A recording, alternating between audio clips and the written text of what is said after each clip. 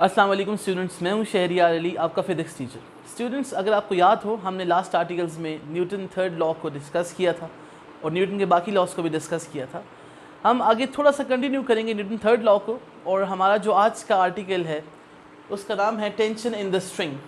इस आर्टिकल पे आने से पहले मैं आपको कुछ बातें करना चाहूँगा। स्टूडेंट्स, कभी आपने ऑब्ज़र्व किया है कि जब आप किसी शॉपिंग मॉल में जाते हैं तो उसमें एक लिफ्ट लगी होती है, और लिफ्ट यानी कि एलिवेटर लगा होता है जिससे आप अप एंड डाउन क्या कर सकते हैं, मूव कर सकते हैं। क्या कभी आपने उसके बारे में सोचा कि उसके बैक एंड पे जो सारा सिस्टम लगा हुआ है जिसकी वजह से वो लिफ्ट मूव कर रही है, वो किन फिजिक्स के लॉस के मुताबिक वर्क कर रहा है?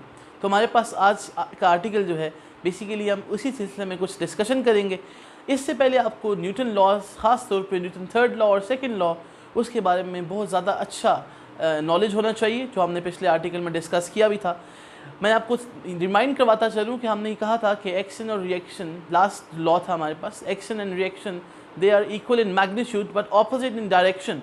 मैंने आपको इसकी एग्जांपल ये दी थी कि अगर आप सपोज़ कर लें दीवार को पुश करते हैं, आप एक्शन फोर्स कर रहे हैं, इसी तरह आपने फोर्स लगाई अगर वॉल के ऊपर, तो वॉल भी आराम से नहीं बैठेगी। आपको जो हर्ट फील होता है, आपके हाथ में जो दर्द होता है, वो क्यों होता है? बिकॉज वॉल भी आपके ऊपर एक रिएक्शन फोर्स लगा रही होती है। इस सिलसिले में हम यहाँ पे अब कंटिन्यू करते हैं अपनी बात को। हम बात करने वाले हैं टेंशन इन द स्ट्रिंग की।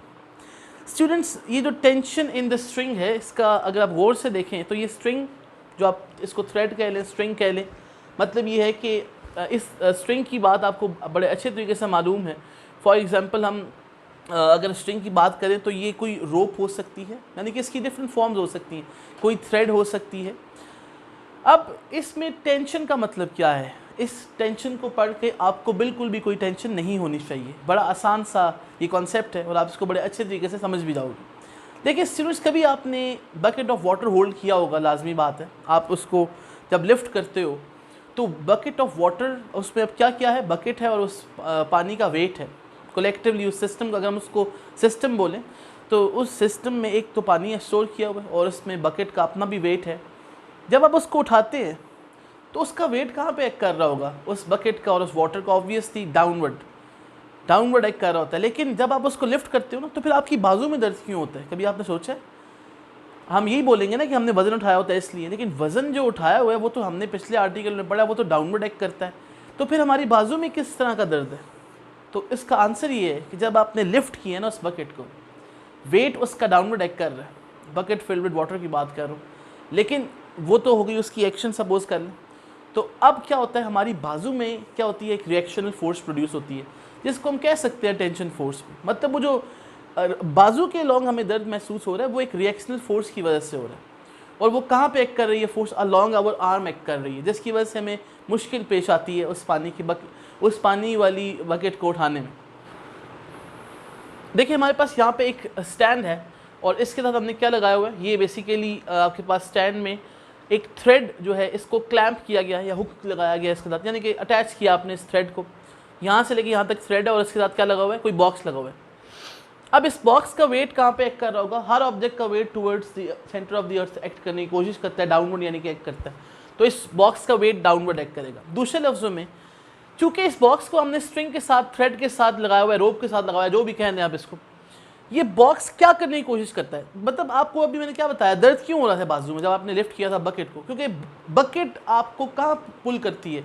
वो इन दी डायरेक्शन ऑफ ग्रेविटी, यानी कि डाउनवर्ड पुल करने की कोशिश कर रही होती है। तो याद रखें कि ये जो बॉक्स है ना, ये इसका वेट डाउनवर्ड एक्ट कर रहा है, तो स्ट्रिंग को ये तोड़ने की कोशिश करती है ना। एक लिमिट से ज़्यादा अगर ये वेट होता तो ये स्ट्रिंग टूट जाती है ना ऊपर से। इस बात को इस तरह समझ सकते हैं आप। तो अब वो जो वेट है, अगर वो डाउनवर्ड एक्ट कर रहा है, उसको आप एक्शन बोल सकते हो। और इसका रिएक्शन कहाँ पे हो रहा है? अलॉन्ग द स्ट्रिंग हो रहा है। तो हमारे पास अलॉन्ग द स्ट्रिंग का मतलब है एक रिएक्शनल फोर्स अपवर्ड एक्ट कर रही है। उस रिएक्शनल फोर्स को जो इस स्ट्रिंग के अलॉन्ग लगती है, यानी कि ऊपर की तरफ जो लगती है, इस रिएक्शनल फोर्स को हम टेंशन इन द स्ट्रिंग कहते हैं और इसको हम कैपिटल टी से रिप्रेजेंट करते हैं। तो कैपिटल डब्ल्यू हमारे पास वेट हो गया, स्मॉल डब्ल्यू सॉरी वेट हो गया, और हमारे पास जो टेंशन है वो हमारे पास अपवर्ड एक्ट कर रही है, इसको हम रिएक्शनल फोर्स बोलेंगे, यानी कि न्यूटन थर्ड लॉ। अच्छा, अब क्वेश्चन ये है कि ये इस वक्त स्टैटिक है, मतलब अगर इस तरह आप ऑब्जर्व करो ना, आप थ्रेड लें, हैंग कर लें सपोज किसी रूफ टॉप से, और उसके साथ कोई बॉक्स, तो वो आप देखते हो कि जो हमारे पास होता है वो स्टेबल पोजीशन में होता है। वो नीचे क्यों नहीं गिरता? क्योंकि इस वक्त दोनों फोर्सेस ने एक दूसरे को बैलेंस किया हुआ है। और हमारे पास बैलेंस करने के बाद एक दूसरे के साथ जब वो बैलेंस कर चुके होते हैं, नेट फोर्स का आंसर क्या होता है? 0। अपवर्ड फोर्स डाउनवर्ड फोर्स दोनों बराबर हो गई ना, एक डाउनवर्ड फोर्स है और एक एग्जैक्टली सेम अमाउंट पे फोर्स अपवर्ड एक्ट कर रही है। तो न्यूटन सेकेंड लॉ के मुताबिक यानी कि F net is equal to क्या लिख सकते हैं हम? वेट और minus tension is equal to M A is equal to 0। अब आपको समझ लोगे ये क्या लिखना शुरू कर दिया हमने नेट फोर्स की बात तो की हुई है ना न्यूटन सेकेंड लॉ में। मैंने क्या बोला था कि summation of all the forces, जितनी भी फोर्सेस एक ऑब्जेक्ट पे एक्ट कर रही होती है उन सब का सम जो है वो हमें नेट फोर्स का आंसर देता है। अब नेट फोर्स के मुताबिक क्या प्रोड्यूस होना चाहिए? एक्सेलरेशन प्रोड्यूस होना चाहिए अगर नेट फोर्स नॉन ज़ीरो हो, मतलब अगर तमाम फोर्सेस का आंसर ज़ीरो ना आए, कैंसिल आउट ना हो, तो फिर ऑब्जेक्ट में क्या प्रोड्यूस होता है? एक्सेलरेशन। ही हमने बात की थी, ठीक है पहले। अब नेट फोर्स इस केस में क्या होगी? W minus T is equal to M A. अब आप सोच रहे होंगे W क्यों लिखा है प्लस के साथ, माइनस टी क्यों लिखा है? याद रखो बच्चों, एक बाय कन्वेंशन है, अगर आप फिजिक्स में डाउनवर्ड फोर्सेस को पॉजिटिव ले रहे हैं तो अपवर्ड को नेगेटिव लेना पड़ेगा, और अगर आप डाउनवर्ड को सपोजिटली नेगेटिव लेते हो तो फिर अपवर्ड को पॉजिटिव। लेकिन हम कन्वेंशन क्या यूज़ करते हैं? Usually downward forces are taken as positive and upward forces are taken as negative in our regard. ठीक हो गया? इसलिए W minus T, weight of the box minus tension in the string is equal to M A. इस पूरे system की बात कर रहे हैं, इस पूरे सिस्टम पे हमने लगाई है। अब अगर ये मूव नहीं कर रहा है इसका मतलब इसका एक्सेलरेशन 0 है। ऑब्वियसली सिस्टम का मास तो 0 नहीं है ना, तो एक्सेलरेशन इस केस में क्या है? 0 है, इसलिए ये बॉक्स अपनी जगह पे रहेगा, ये मूव नहीं करेगा। ठीक है, तो फिर अब क्या बात की हमने? टेंशन स्ट्रिंग, या सिर्फ टेंशन की बात करें, सिर्फ स्ट्रिंग में नहीं होती, मैंने बता दी आपको, बहुत सारी चीज़ों में होती है। तो अगर हम इसको इस तरह अब एक और तरीके से भी समझ लो, आप जब क्लोज लाइन पे जहाँ पे आप कपड़े हैंग करते हैं, मतलब कपड़े धोने के बाद घरों में हमारी क्लोज लाइन रोप लगी होती है, रस्सी लगी होती है, उस पर कपड़े डालते हैं ना, तो कपड़े की जो लाइन होती है वो बेंड कर जाती है इस तरह। क्यों बेंड करती है? क्योंकि कपड़ों का वेट डाउनवर्ड एक्ट कर रहा है। और होगा क्या, हमारे पास होता ये है कि कपड़ों का वेट डाउनवर्ड जब एक्ट करता है तो वो उस रोप को नीचे पुल करने की कोशिश करता है, तो वो टेंशन प्रोड्यूस कर रहा होता है। तो कहने का मतलब ये है कि यहाँ हमारे पास जो टेंशन इन द स्ट्रिंग है वो एक फोर्स ही है, लेकिन वो रिएक्शनल फोर्स है। ठीक हो गया? अब हमारे पास आज जो आर्टिकल है टेंशन इन द स्ट्रिंग, उसके दो केसेस हमने बेसिकली डिस्कस करने हैं। पहला केस हम डिस्कस करते हैं, अगर आप हेडर देखो अपनी बुक का तो हेडिंग में क्या लिखा हुआ है? Vertical motion of two bodies. Vertical motion का मतलब क्या होगा? देखो हमारे पास वर्टिकल मोशन का मतलब है along the Y axis. Horizontal motion क्या होता है? Along the X axis. जब आप चलते हैं ज़मीन के ऊपर तो अलोंग द एक्स एक्सिस चलते हो। जब एक हेलीकॉप्टर ऊपर की तरफ जाता है तो वर्टिकल मोशन होता है अलोंग द वाई एक्सिस, हवा में वो मूव कर रहा होता है। इसको याद रखना है। क्या हुआ? Vertical motion of two bodies, दो बॉडीज होंगी हमारे पास, उनका वर्टिकल मोशन हमने डिस्कस करना है, जो किसके साथ अटैच्ड हैं? Which are attached to the ends of a string, जो स्ट्रिंग के साथ अटैच है। अब एक धागे के कितने एंड्स होते हैं? दो एंड्स होते हैं, इस बात को माइंड में रखना है। इसका मतलब है कि हम दो बॉडीज़ को जब अटैच करेंगे ना स्ट्रिंग के साथ, तो हम उसके दो एंड्स के साथ कनेक्ट कर सकते हैं ना उसको। तो हमने दो एंड्स के साथ कनेक्ट करना है। किसी भी स्ट्रिंग के दो एंड्स होंगे, एक बॉडी का मास m1 हम कहेंगे, अभी मैं बताता हूँ सारी डायग्राम, दूसरा मास होगा उसको दूसरे एंड के साथ कनेक्ट कर देंगे।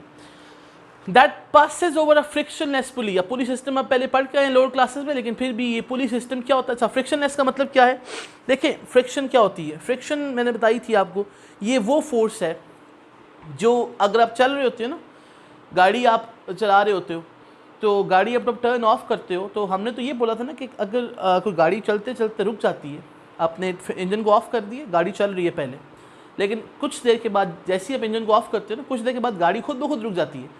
अगर आप ब्रेक ना भी अप्लाई करें, ऑब्वियसली थोड़ी देर बाद जाके थोड़ा डिस्टेंस कवर करके रुकेगी, लेकिन रुक तो जाती है ना। क्यों रुकती है? बिकॉज जो जहाँ पे वो मूव कर रही है कार, सरफेस ऑफ द अर्थ, उसको क्या ऑफर करती है? फ्रिक्शनल फोर्स, यानी कि गाड़ी के मोशन को अपोज करने वाली जो फोर्स है उसे फ्रिक्शनल फोर्स बोलते हैं। अब हम ये बात कर रहे हैं कि हमारे दो मैसेज कहाँ मूव कर रहे हैं? ओवर अ फ्रिक्शनलेस पुली, किसी ऐसी सरफेस पे, इसको हम क्या बोलेंगे? ये आइडियल सरफेस है, और ये सिर्फ थ्योरेटिकली ही पॉसिबल है। आइडियल सरफेस जहाँ पे फ्रिक्शन नहीं है, कोई ऐसी सरफेस होती नहीं है वैसे जहाँ पे फ्रिक्शन ना हो। हाँ, ये तो होता है कि फ्रिक्शन कम हो या फ्रिक्शन ज़्यादा हो, लेकिन ये नहीं हो सकता कि फ्रिक्शन हो ही ना। तो इस केस में क्या होगा कि फ्रिक्शनलेस पुली पे, अब इस सारी हेडिंग का मतलब क्या? पहले हम उस सिचुएशन को समझते हैं। देखें, सपोज कर लो कि ये पुली का व्हील है। आपको पता है पुली में एक व्हील लगा होता है जो अपने ही एक्सिस पे क्या कर रहा होता है? रोटेट कर रहा होता है। ठीक होगी? आपको पता है अच्छी तरीके से बात, यानी कि जो कैपेबल है बेसिकली मूव करने के, या सर्कुलर पाथ पे या रोटेटरी मोशन में, यानी कि वो मूव कर सकता है इस पर्टिकुलर पाथ के अलॉन्ग। मेरा कहने का मतलब ये जिस तरह फ़ैन होता है ना वो अपने ही एक्सेस पे रोटेट कर रहा होता है, तो इस तरह हमारे पास इसका जो व्हील है ये ब्लैक कलर का आपको नज़र आ रहा है, ये व्हील है और ये फुली को हमारे पास टॉप सिस्टम पे कहीं पे फिक्स किया हुआ है। इस व्हील के ऊपर अगर आपको थोड़ा सा कभी आप देखें ना इसकी डायग्राम्स, गूगल पे जाके सर्च करें, तो इसके ऊपर क्या हो रही होती है, एक थ्रेड मूव कर रही होती है, मतलब एक रोप होती है। जैसे मैंने एग्जांपल दी शुरू में कि ये जो एलिवेटर्स होते हैं हमारे शॉपिंग मॉल्स में, ये कैसे अपवर्ड एंड डाउनवर्ड मूव करते हैं। क्या कोई बंदे उसको मूव कर रहे होते हैं नीचे, या अपवर्ड कोई बंदे खड़े उसको मूव कर रहे हैं, कुछ तो है ना, फोर्स कोई ना कोई तो है जिसकी वजह से वो डाउनवर्ड आता है अपवर्ड। वो जादू तो नहीं हो रहा ना, कोई फिजिक्स से लॉज लग रहे होंगे वहाँ पे, ठीक हो गया। तो हमारे पास क्या है यहाँ पे देखिएगा, ये पुली सिस्टम है, ये व्हील है उसका, और इसमें ये जो थ्रेड है जिसके दो एंड्स है, ये जो ब्लू कलर है इसका थ्रेड यहाँ से लेकर यहाँ तक थ्रेड है, यहाँ से लेकर यहाँ तक थ्रेड या रोप जो भी बोलें इसको आप, या स्ट्रिंग इसको बोल सकते हैं। अब क्या किया हुआ है हमने, इस थ्रेड के दो एंड्स हैं, एक ये वाला एंड है, ये वाला, और एक इसका ये वाला एंड है। इसके साथ आपको क्या नज़र आ रहा है, दो ब्लॉक्स हमने एंक किए हुए हैं। बेसिकली हमने दो बॉडीज़ अटैच की हुई हैं, दो मैसेज अटैच किए हुए हैं, और इन मैसेज की वैल्यूज़ क्या होंगी, इसका मैस MB या MA कह दें इसको, या M1 M2 कह दें, ठीक हो गया। तो हमारे पास mass of the A is larger than mass of the B। आपको डायग्राम से भी यही नज़र आ रहा है, ये ब्लॉक बड़ा बनाया हुआ है, ये ब्लॉक हमने छोटा बनाया हुआ है, मतलब mess of the block is greater, mess of the block B is less. तो मैंने यहाँ पे लिख दिया कि हमने जो दो मैसेज लगाए हुए हैं ना इस पुली के साथ, बेसिकली पुली के साथ नहीं लगाया हुआ, पुली के ऊपर तो रोप मूव कर रही है ना, तो हमने रोप या स्ट्रिंग के साथ, स्ट्रिंग के दो एंड्स के ऊपर ये दोनों मैसेज लगाए हुए हैं। तो हमारे पास जो मैस A है वो ग्रेटर है मैस B के। जाहिर सी बात है, इमेजिन करें ज़रा आप, आपके पास एक वाइट बोर्ड बना हुआ है यहाँ पे, आपके पास एक पुली लगी हो यहाँ पे, अगर ये वाला मैस A ज़्यादा है तो सिस्टम जो है वो किस तरफ मूव करने की कोशिश करेगा, मतलब ये जो पुली जो है ये किस तरह मूव करेगी, किस तरह घूमेगी, क्या ये क्लॉकवाइज घूमेगी या एंटी क्लॉकवाइज घूमेगी। जाहिर सी बात है अगर ये पुली का व्हील है तो ये उस तरफ झुकने की कोशिश करेगा, उस तरफ मूव करने की कोशिश करेगा जहाँ पे फोर्स ज़्यादा लग रही है। कहाँ फोर्स ज़्यादा लगेगी, जहाँ मैस ज़्यादा है। देखें ना यहाँ पे मैस ज़्यादा है ना, इसका मैस A का मैंने क्या बोला है, ज़्यादा है। अब मैस तो है लेकिन हम मैस का वर्ड यूज़ नहीं कर रहे, मैंने पूछा फोर्स कहाँ पे ज़्यादा लग रही है, ठीक है ना। तो आपने पिछला पढ़ा था मैस और वेट का डिफरेंस, अगर आपको याद हो, W = mg। अगर मैं मैस गिवन हो तो हम क्या कैलकुलेट कर सकते हैं, वेट कैलकुलेट कर सकते हैं। अब इसका मतलब है कि मैं इस A को क्या लिखूंगा, ये अगर हमारे पास मैस 1 कंसिडर किया जाए, यानी कि यहाँ पे MA जो है इसको मैं कह रहा हूँ M1 सिम्बॉलिकली, इसका वेट क्या होगा फिर, W1 = M1g, ठीक है। अब अपनी डायग्राम्स देखो, बुक पे उसने डाउनवर्ड लिखा हुआ है M1g, यानी कि wait of the block obviously it will act downward, तो हमने M1g डाउनवर्ड ही शो किया है। तो यहाँ पे मैंने लिख दिया, या तो W1 लिख दो या M1g लिख दो, एक ही बात है, wait of the block is acting downwards, तो ये हमने यहाँ पे लिख दी। इंपॉर्टेंट पॉइंट याद रखना बच्चों, जो बड़ा एक मिसकॉन्सेप्शन क्रिएट हो जाता है बच्चों में, ये जो, अच्छा अगर ये डाउनवर्ड वेट ज़्यादा है ना, मैस ज़्यादा होने की वजह से, जाहिर सी बात है weight is directly proportional to the mass. अगर वेट A का ज़्यादा है तो ये सिस्टम किस तरफ जाएगा, ये A ज़्यादा अगर नीचे डाउनवर्ड फोर्स लग रही है तो ये B भी ऊपर की तरफ जाएगा, ये ब्लॉक B ऊपर की तरफ मूव करेगा। अच्छा होता क्या है इस पूरे सिस्टम में, जब ये वेट लगाया ना आपने, यानी कि जब ये मैस लगाया तो tension along the string he act करनी है, टेंशन स्ट्रिंग में प्रोड्यूस होनी है। थर्ड लॉ के मुताबिक reactional force along the string, तो इसलिए टेंशन अपवर्ड लगी हुई है। तो इसकी राइट साइड पे अगर आप देखो ना इसको, तो tension is acting upward, wait of the block is acting downward, very important point, ठीक है। दूसरी बात, दूसरी साइड देखो इस स्ट्रिंग की, मतलब इस पुली के ऊपर जो स्ट्रिंग की दूसरी साइड। अच्छा एक बात याद रखिए, ये एक ही स्ट्रिंग है, ये एक ही स्ट्रिंग है, ठीक है ना। वो अलग बात है कि स्ट्रिंग इसके ऊपर मूव कर रही है, मतलब आपने धागा इसके ऊपर ऐसे रख दिया है, धागे का एक एंड इस तरफ है, एक एंड उस तरफ है। अब दूसरा एंड के ऊपर क्या लगाया हुआ है, धागे के यानी कि स्ट्रिंग के या रोप के दूसरे एंड पे क्या लगाया हुआ है, ब्लॉक B, जिसका वेट कहाँ पे एक्ट कर रहा होगा, कहाँ पे एक्ट कर रहा होगा, ये पॉइंट मैं समझाना चाह रहा था बच्चों को। देखो इसका वेट डाउनवर्ड ही एक्ट करना है। एग्जाम में आप क्या गलती करते हैं, हम जब पेपर चेक कर रहे होते हैं तो आप इसका वेट भी अपवर्ड शो करते हो। याद रखो वेट जो है फोर्स ऑफ ग्रेविटी की वजह से है ना, ग्रेविटी की फोर्स हमेशा डाउनवर्ड ही लगनी है। So remember wait of the block B, it will still act downward, it will always act downward. तो M2g लिख देंगे इसकी जगह पे, वेट का फार्मूला W = mg अगर है तो W2 wait of the block B, या वेट 2 कह दो उसको, तो M2g आ जाएगा, mass of the block B into the force of gravity. Obviously G और G साथ सेम ही आएगा ना, वो तो सेम होती है, ठीक है। तो इसकी अगर वेट डाउनवर्ड एक्ट कर रही है तो इस स्ट्रिंग में भी टेंशन प्रोड्यूस होगी इस ब्लॉक की वजह से रिएक्शन, तो वो अपवर्ड शो कर दी हमने। डायग्राम होपफुली समझ आ गई होगी। अब देखो हुआ क्या है, ये सिस्टम अभी तो हमें स्टैटिक नजर आ रहा है ना, असल में स्टैटिक नहीं होगा। अब इमेजिन करें जरा, इमेजिनेशन करेंगे, मूव कर रहा है। मूव क्यों कर रहा है, उन्हें ताद ये ज़्यादा है ना वेट, तो ये इस तरफ, यानी कि इनकी जो मोशन है ना इस तरह से होगी। मेरा मार्कर देखिएगा, ब्लॉक ए नीचे जा रहा है, ब्लॉक बी अपवर्ड जा रहा है। क्या प्रोड्यूस हुआ है, सिस्टम में एक्सेलरेशन प्रोड्यूस हो गया ना। यही चीज़ हमने कैलकुलेट करनी है। अब हमने दो काम करने हैं, नंबर 1 हमें एक्सेलरेशन फाइंड करना है, नंबर 2 हमें टेंशन फाइंड करनी है। यानी कि हमने इनकी मैथमेटिकल डेरिवेशन करनी है। बड़ी आसान है, इसको हमने करना है। अब सबसे पहले हम करेंगे एक्सेलरेशन को, फिर हम करेंगे टेंशन को। किसके लिए, इस सिस्टम के लिए, जब दो वर्टिकल मैसेज अटैच किए हुए और इस साथ। अब किस तरह करेंगे जी, अब देखिएगा ज़रा। अब मैंने यहाँ पे लिख दिया mass A is greater than mass B. Obviously फिर हम ये भी कह सकते हैं weight A is greater than weight B, that is obvious. और ये ग्रेटर है तो डाउनवर्ड मोशन हुआ है वेट ए का, और इसका मोशन अपवर्ड हुआ है क्योंकि ये एक ही स्ट्रिंग के साथ कनेक्टेड है ना, तो फिर वो अपवर्ड जाएगा डब्ल्यू बी जो है, तो इसकी वजह से क्या प्रोड्यूस होगा, acceleration. So M A moves up downwards और एम बी मूव्स अपवर्ड्स, लिख दिया हमने। अब इस सिस्टम के ऊपर ना न्यूटन सेकेंड लॉ लगाना है। तो सिस्टम में दो चीज़ें हैं ना, एक ब्लॉक ए है एक ब्लॉक बी है। तो पहले ब्लॉक ए की फोर्स कैलकुलेट करोगे, नेट फोर्स, फिर ब्लॉक बी की नेट फोर्स, सब कैलकुलेट करोगे। तो यहाँ पे देखो नेट फोर्स ऑन द ए क्या होगी, मतलब net force acting on the block ए। अब पूरा यहाँ पे हेडिंग लिख देना। अब जरा गौर से सुनिएगा क्या लिखा हुआ है, m1g minus T is equal to m1a। मैंने शुरू में बता दिया था नेट फोर्स कैसे कैलकुलेट करते हैं, मैंने को तरीका बता दिया था। देखो अब गौर से सुना हुआ, इस पर्टिकुलर ब्लॉक ए के ऊपर नेट फोर्सेस कितनी लग रही हैं। एक इसका वेट है डाउनवर्ड, W1 आ गया। मैंने बताया था डाउनवर्ड फोर्स को हम पॉजिटिव मानेंगे कन्वेंशनली, रिवायती तौर पे। और टेंशन अपवर्ड लग रही है तो अपवर्ड फोर्स को क्या लिखोगे, माइनस W1 माइनस टी लिखा जा सकता है। फिर W1 की वैल्यू क्या है, m1g माइनस टी लिखा जा सकता है। तो यहाँ पे देखना, अब W1 लिखा हो या m1g लिखा हो एक ही बात है। माइनस अपवर्ड फोर्स टेंशन, ये नेट फोर्सेस किस पे एक्ट कर रही हैं, ब्लॉक ए के ऊपर। और इन नेट फोर्सेस का आंसर न्यूटन सेकंड लॉ के मुताबिक किसके बराबर आना चाहिए, m1a। मतलब F नेट जो है, ये देखिएगा मैं यहाँ पे लिख रहा हूँ, F net is equal to क्या, ma होता है ना। तो F नेट फोर्सेस, और वो किसके बराबर होंगी, ma के बराबर होंगी। तो मैंने यहाँ पे लिख दिया नेट फोर्सेस दो थी, m1g minus T is equal to m1a। m1a क्यों लिखा है यहाँ पे, बिकॉज हम ब्लॉक 1 की बात कर रहे हैं जिसका मैथ हमने 1 से रिप्रेजेंट किया। यहाँ पे एक इंपॉर्टेंट पॉइंट, a1 क्यों नहीं लिखा, मतलब दो ब्लॉक्स है ना, तो याद रखो दोनों में सेम एक्सेलरेशन प्रोड्यूस होगा। क्यों होगा सेम एक्सेलरेशन प्रोड्यूस, क्योंकि ये सिस्टम पूरे का पूरा एक तरह से मूव कर रहा है, एक जैसा मूव करेगा। जैसे ही ब्लॉक ए मूव करता है ब्लॉक बी भी उसी तरह अपवर्ड मूव करता है।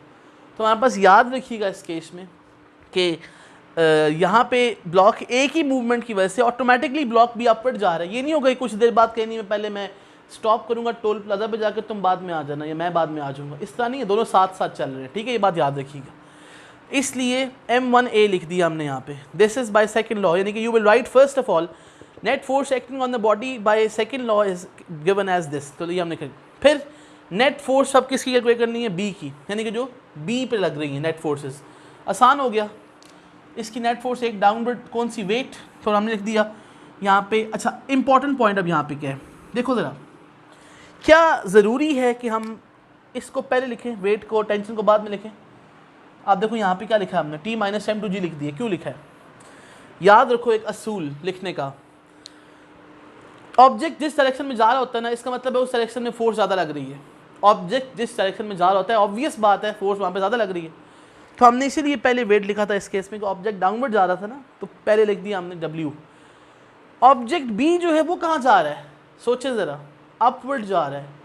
इसका मतलब है टेंशन अपवर्ड ज़्यादा लग रही है ना, तो हमारे पास क्या हुआ, टेंशन अपवर्ड होने की वजह से हमने यहाँ पे टेंशन को पॉजिटिव कर दिया, यानी कि हम वो फोर्स पॉजिटिव कर रहे हैं अपने केस में जो इसको अपवर्ड लेके जा रही है।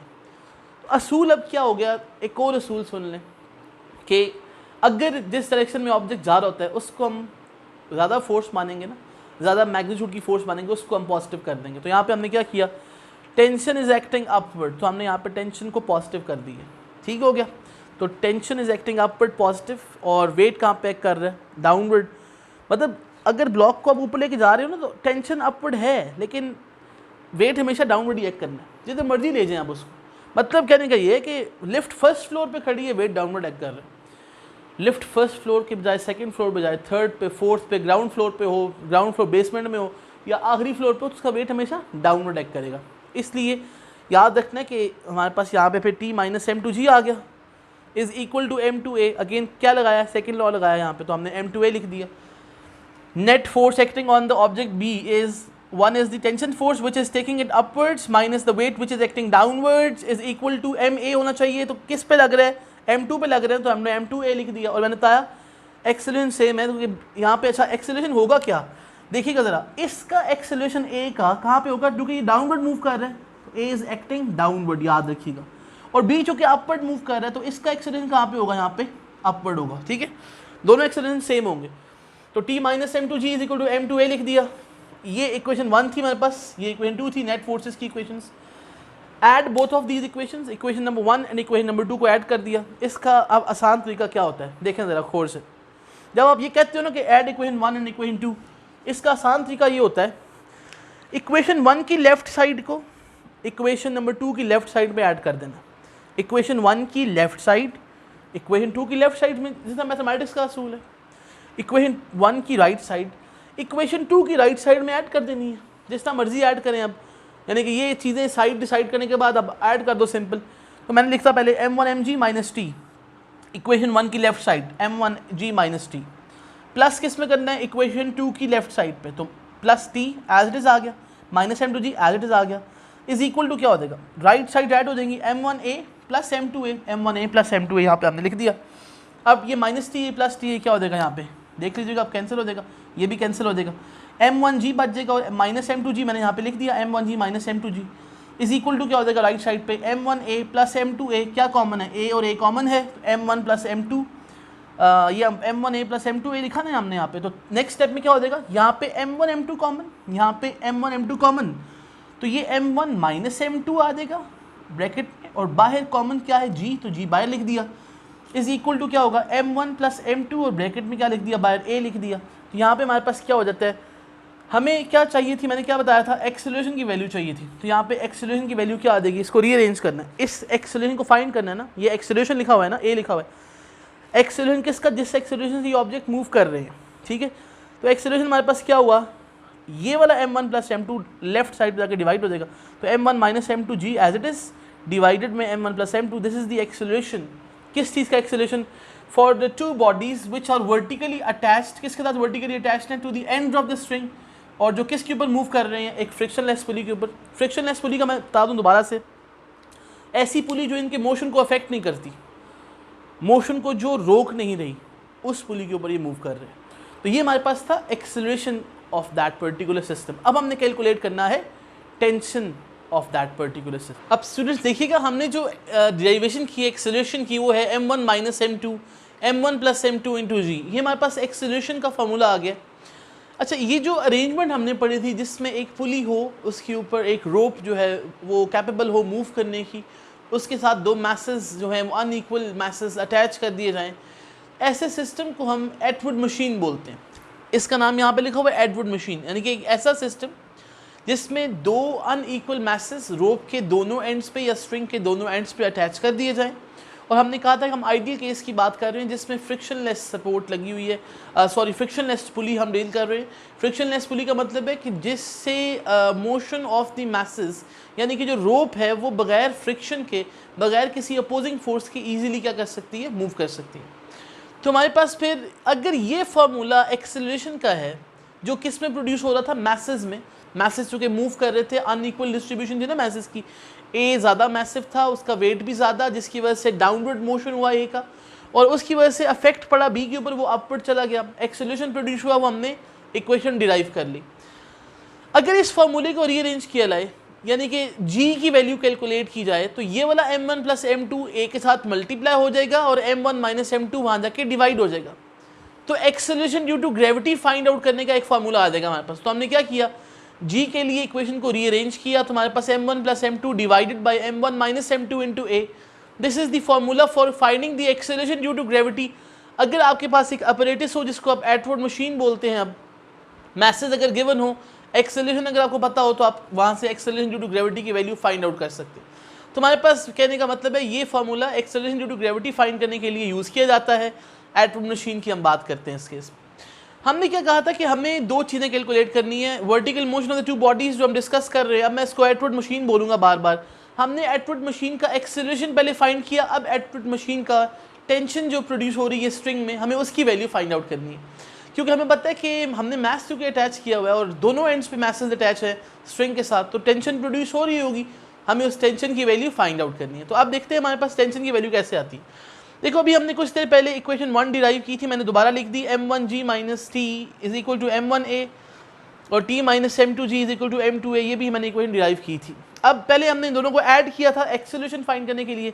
अब आप इन दोनों को आपस में डिवाइड कर दो। क्योंकि मैं क्या लिख रहा हूँ यहाँ पे, डिवाइड इक्वेशन 2 बाय इक्वेशन 1, यानी कि इक्वेशन 2 को इक्वेशन 1 से डिवाइड कर दो। वेरी इंपॉर्टेंट पॉइंट, जब ये कहा जाता है कि डिवाइड इक्वेशन 2 बाय 1, इसका मतलब है वही फॉर्मूला दोबारा से कि divide the left side by this left side, divide the right side by this right side. तो अब चूंकि इक्वेशन 2 बाय 1 है ना, तो पहले आएगा न्यूमरेटर में t माइनस m2g, यानी कि इक्वेशन 2 की लेफ्ट साइड पहले ऊपर आएगी और इसको डिवाइड करना है इससे m1g माइनस टी वाले फार्मूले से, यानी कि इस साइड से करना है। तो इसके बाद राइट साइड पे m2a एज इट इज आएगा, डिवाइड किससे करना है इसको, m1a से, तो हमने यहाँ पे डिवाइड कर दिया। अब एक्सेलरेशन और एक्सेलरेशन आपस में सेम है, दोनों बराबर हैं, कैंसिल आउट हो जाएंगे। t minus m2g m1g minus T m2 by m1 रह गया, तो हमने सारी टर्म यहाँ पे लिख ली। ठीक है, सिंप्लीफाई करने के बाद अभी भी मजीद सिंप्लीफाई करना है, इसको आपस में क्रॉस मल्टीप्लाई कर दो इन टर्म्स को। क्या फाइंड करने के लिए, टेंशन फाइंड करने के लिए एटवुड मशीन की। क्रॉस मल्टीप्लाई करने का मतलब क्या है, m1 इस सारी टर्म के साथ मल्टीप्लाई होगा, m1 पहले t के साथ मल्टीप्लाई होगा, फिर m1 माइनस साइन के बाद m2g के साथ मल्टीप्लाई होगा। सिमिलरली m2 जो लिखा हुआ है इसको इससे मल्टीप्लाई करना है। दूसरे लफ्ज़ों में m1g माइनस टी वाली टर्म इधर उठ के यहाँ पे आ जाएगी एज इट इज़। तो फिर m2 पहले मल्टीप्लाई होगा m1g के साथ, फिर minus sign as it is रहेगा, m2 किसके साथ मल्टीप्लाई होगा t, यानी कि ब्रैकेट ओपन करनी है बेसिकली आप, मल्टीप्लिकेशन सिंपल बात है। अब आपने जब मल्टीप्लाई कर दिया तो आंसर बन गया, ये देखो अब m1t आ गया, m1 साथ minus sign minus as it is आ गया, m1 फिर मल्टीप्लाई होगा m2g के साथ, तो m1 m2g बन जाएगा। इसी तरह m2 जो है वो यहाँ से मल्टीप्लाई होगा, तो ये बन जाएगा m2 m1g, तो यहाँ पे हमने लिख दिया m1 m2g। और फिर m2 मल्टीप्लाई होगा t के साथ, माइनस साइन आएगा, इसको माइंड में रखना है, साथ m2 t के साथ आ जाएगा मल्टीप्लाई होके। अब क्या हुआ, ये देखो m1t लिखा हुआ है, ये m2t लिखा हुआ है, कॉमन क्या चीज़ नज़र आ रही है, t की वैल्यू, तो इसको रीअरेंज कर लो। ये वाला माइनस m2t यहाँ जाके क्या हो जाएगा प्लस, तो हमने लिख दिया m1t plus m2t is equal to m1 m2g, तो ऑलरेडी था राइट साइड पे इक्वेशन की, ये वाला m1 m2g माइनस के साथ है, वहाँ जाके प्लस हो जाएगा, तो m1 m2g वहाँ जाके बन जाएगा। अब इसमें क्या चीज़ कॉमन है, टेंशन, तो टेंशन कॉमन ली, कैपिटल T कॉमन लिया, ब्रैकेट में m1 प्लस m2 आ गया, कॉमन लेने के बाद ये लाइक टर्म्स है, दोनों ऐड हो जाएंगी, m1 m2g plus m1 m2g, तो 2m1 m2g बन जाएगा। तो यहाँ पे हमने लिख दिया m1 plus m2 into T, 2m1 m2 into G. यहाँ से अब क्या कैलकुलेट कर रहे थे हम, टेंशन कैलकुलेट कर रहे थे एटवुड मशीन की, तो ये टेंशन है, तो ये वाला m1 प्लस m2 ब्रैकेट वाला वहाँ जाके डिवाइड हो जाएगा, 2m1 m2g as it is रहेगा, divide by m1 plus m2। तो हमारे पास ये इक्वेशन किस चीज़ की आ गई है, tension in the Atwood machine, यानी कि वो टेंशन जो बेसिकली वेट हैंग करने से अलॉन्ग द स्ट्रिंग एक्ट कर रही है। तो इसकी हमने डेरिवेशन कर ली, हमने एक्सेलरेशन भी फाइंड कर लिया, हमने टेंशन। याद रखना बच्चों, ये हमने अभी केस 1 डिस्कस किया है जिसमें दोनों मैसेज को वर्टिकली हैंग किया हुआ है। नेक्स्ट केस को हम नेक्स्ट लेक्चर में डिस्कस करेंगे। अभी तक के लिए इतना ही है। Thank you very much. Hopefully आपको आज का लेक्चर समझ आ गया होगा। हमेशा से मैं कहता हूँ कि अगर आपको कोई चीज़ समझ नहीं आती, व्हाट्सएप नंबर गिवन है, मुझे उससे पूछ लिया करें। नेक्स्ट लेक्चर में मुलाकात होगी आपसे। अल्लाह हाफिज़।